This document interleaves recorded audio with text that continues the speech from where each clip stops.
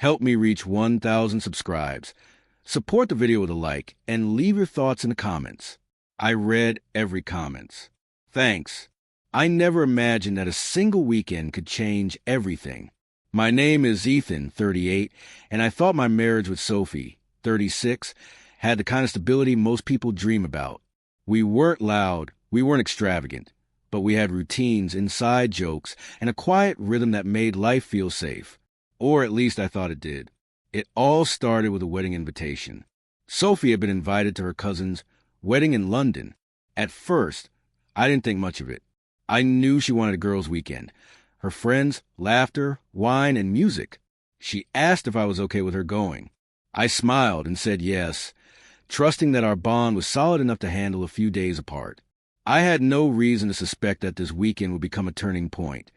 The kind of moment you look back on and realize it was the first crack in the foundation. She left on Friday evening, suitcase in hand, hair curled perfectly, and that confident smile I had once fallen in love with. I kissed her goodbye. Feeling a twinge of possessiveness, I brushed off as normal. I settled into the quiet of our house, catching up on work, thinking I'd see her on Sunday night with stories and photos. Sunday came. Around 9 p.m., Sophie walked to the front door, a little tired, a little flushed, and carrying more than just souvenirs.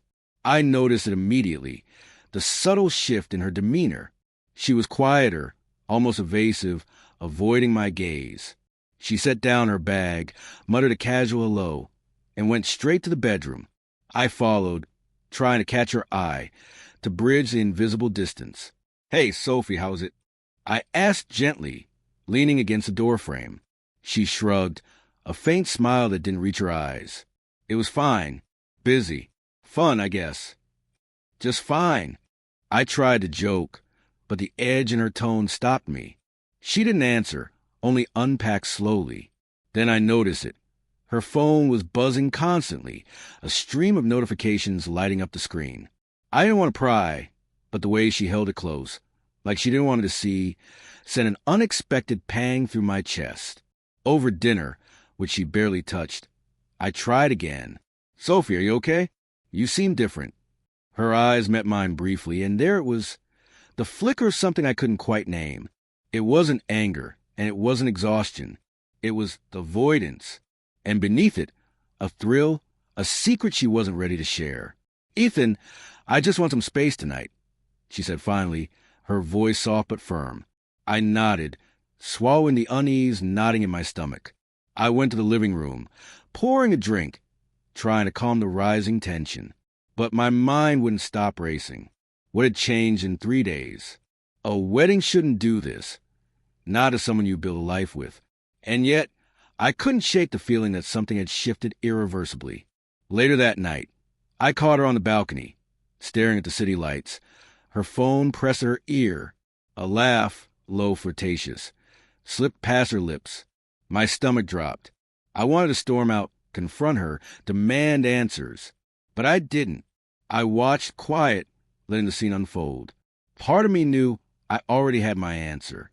Monday morning brought more signs. She was distant, distracted, her touch cold. She avoided our usual routines, our little morning ritual of coffee and conversation.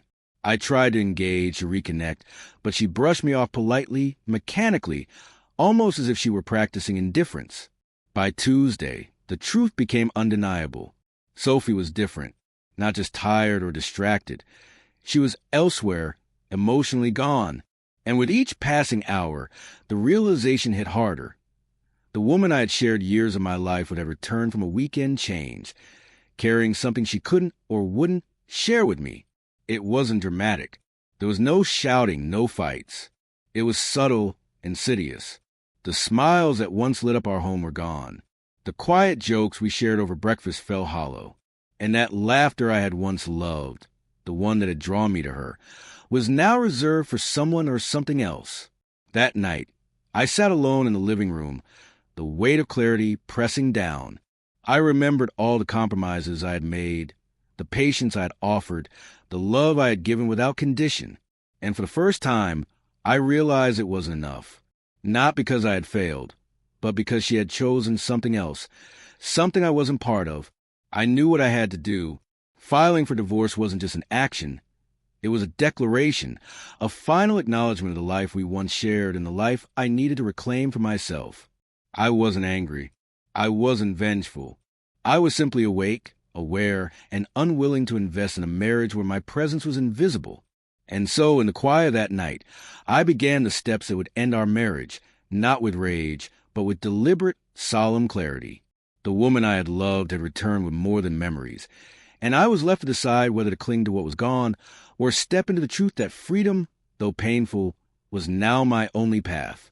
By Wednesday morning, the tension had become unbearable. I could feel it in every corner of the house. The silence, the half-hearted greetings, the spaces between us growing like invisible walls. Sophie had returned from the wedding with a spark I no longer recognized, and I had returned with clarity I hadn't had before. I didn't confront her immediately.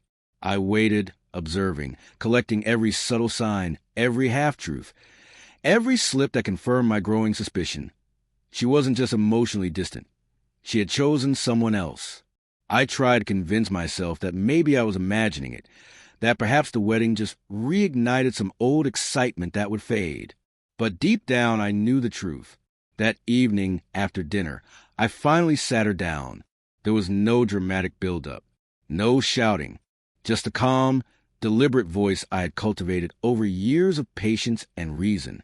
"Sophie," I began, "I need to know something.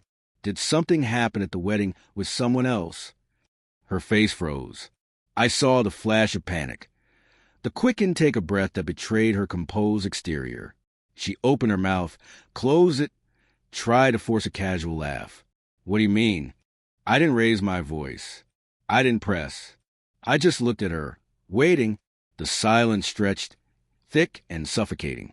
Finally, the truth slipped out, not in words she intended, but in her body language, the tense posture, the avoidance of my gaze. It was over. I realized then that years of shared life, of loyalty and compromise, had been reduced to nothing more than routine for her, while for me, it had been everything. I wasn't angry. I wasn't vengeful. I was simply awake. The next morning, I began the process. I called a lawyer I had consulted years ago in passing, a precaution I had never thought I'd need. Her presence in the house had become unbearable, but not in a way that required confrontation. This wasn't about revenge. It was about reclaiming my life. I drafted the paperwork carefully, deliberately, making sure every word reflected clarity, not malice. When Sophie found out, there were no dramatic tears, no shouting matches. There was only shock, the wide-eyed realization that the life she thought she could return to, after carrying secrets and shifting affections elsewhere, was no longer hers to claim. She tried to argue, of course, attempted to negotiate, to bargain, to guilt me into reconsidering. But the look in my eyes, the calm, unwavering voice, made it clear that this was final. Years of neglect, of emotional absence, had led to this inevitable conclusion. Over the next week, the logistics unfolded. We divided possessions, finalized the living arrangements, and began to disentangle the financial threads of a life once shared. It was meticulous, emotionless on the surface, but beneath it, I felt a strange liberation. Every signature, every form filed, every conversation with our lawyers was a step toward reclaiming a sense of self I hadn't realized I'd lost. And yet, the shock wasn't just for her. It was for me as well. I had anticipated anger, confrontation, maybe even tears. Instead, there was only a quiet resolution. In that silence, I realized something profound. Love isn't about persistence when the other side has moved on. Love is mutual, and when it ceases to be, it leaves behind a stark clarity that cannot be ignored. One evening, as Sophie gathered her belongings for the final time, she paused at the door. There was a fleeting look in her eyes, a mix of regret and surprise, but it was too late. I had already made peace with the void she left. I nodded once, a small, final gesture, and she was gone. In the aftermath, I was left with echoes of the life we had shared, memories that were now both sweet and painfully sharp. But within those echoes, I also found freedom. The freedom to breathe, to exist without the invisible chains of neglect, betrayal, and unspoken truths. The weight of years lifted slightly with every passing day, replaced with a sense of self I had neglected in the name of compromise. I learned, painfully, that the moment someone chooses to distance themselves, to prioritize another over the life you built together, it isn't a challenge to be fixed. It's a warning. And ignoring that warning only prolongs the inevitable. By the time the legal proceedings concluded, the dust had settled. Sophie had moved out, a final chapter closed with formality and calm rather than chaos. And in the quiet of my home, I felt something I hadn't in years: clarity. Painful, yes. Lonely, certainly. But real, uncompromised. Mine, the wedding that had seemed so trivial, a weekend of distant celebration and laughter, had been the catalyst. She had returned with more than memories. She had returned with choice, a revelation that could not be ignored. And in facing that revelation with calm determination, I had found a strength I didn't know existed, and a life I was finally ready to live fully, without compromise, without illusion, and without regret.